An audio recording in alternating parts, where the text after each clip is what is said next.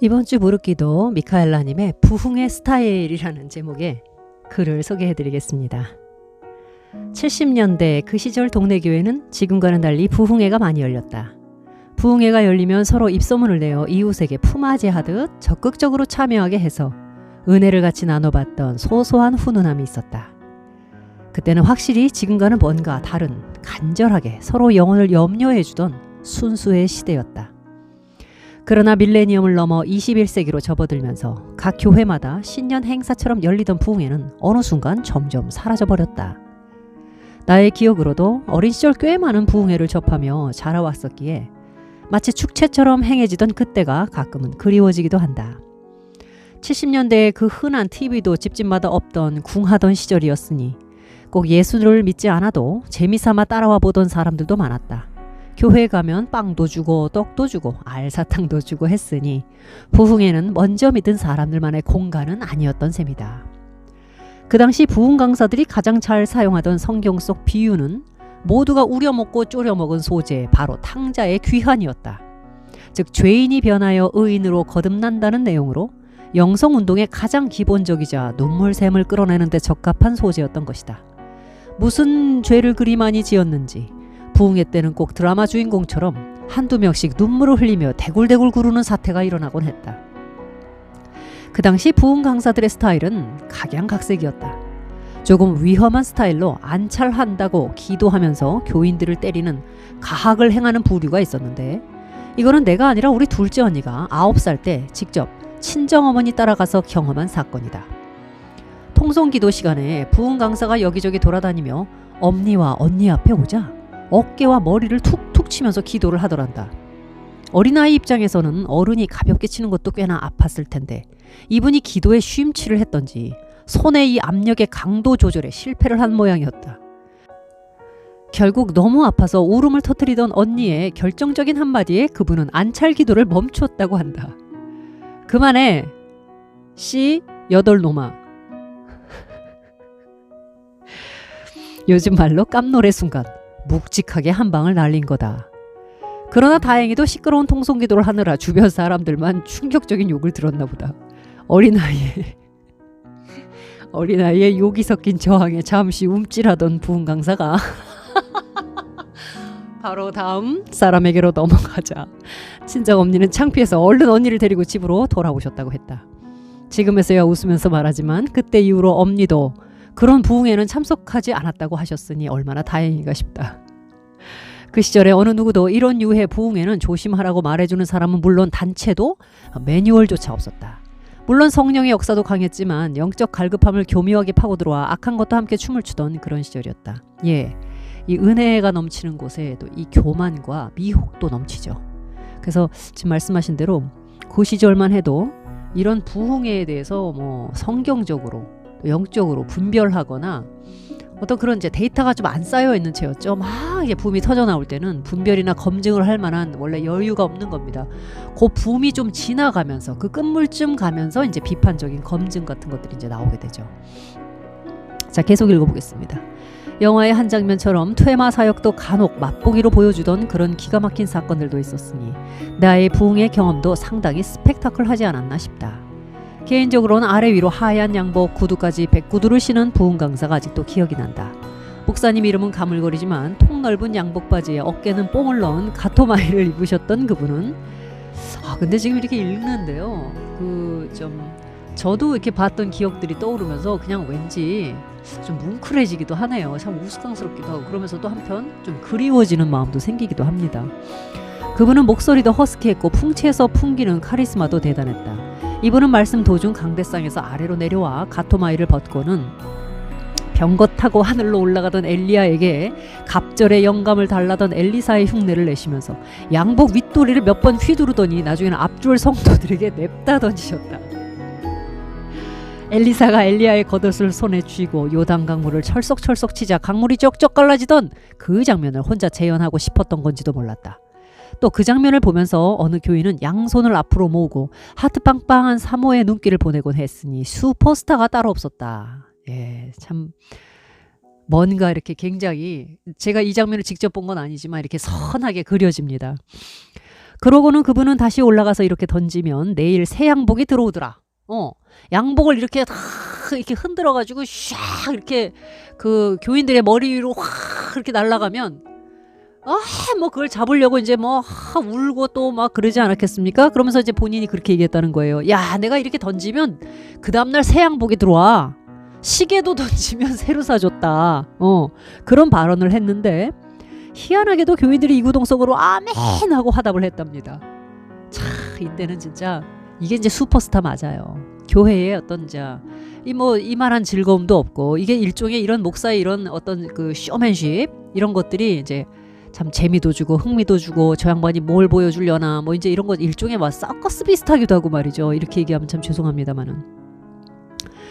자, 그 목사의 발언에 누구 한 명 반기를 들지 않고 은혜로다를 외치며 감사했다고 하니 대단한 믿음이로다. 네, 대단한 믿음이로세. 지금 그런 행동을 했다면 아마 SNS에 오르내리고 사이비니 뭐니 마녀사냥은 기본 이슈 한가운데 놓여 꽤나 시끄러웠을 것이다. 지금은 이렇게 못합니다. 하더라도 뭐 하는 교회도 있을 수 있겠죠. 근데 이거 글쎄요. 그때니까 이게 아마 통용됐던 것 같아요. 자, 그런데 신기하게도 방언이 터지고 환상을 보고 예언을 하고 요엘 선지자의 말씀이 역사하는 기적도 일어났으니 성령의 역사를 부인할 수 없는 순간들이 분명히 존재했다. 자, 이 성령의 역사라는 게 뭐 이제 얘기를 좀 풀어가다 보면 또 내용이 나오겠습니다만은, 참 이 성령의 역사와 함께 이 인간의 이런 어떤 자기 자신을 막 과시하고 드러내는 이 육이 이렇게 같이 혼재되어 있을 수 있는 것인지 참 우리가 생각해 볼 문제들은 좀 많은 것 같습니다. 그 다음날 그분이 원하는 대로 장로님과 권사님 손에 이끌려 새 양복을 몇 벌 맞췄다는 풍문은 내 입으로 절대 말해줄 수 없다. 그건 그분에 대한 예의니까.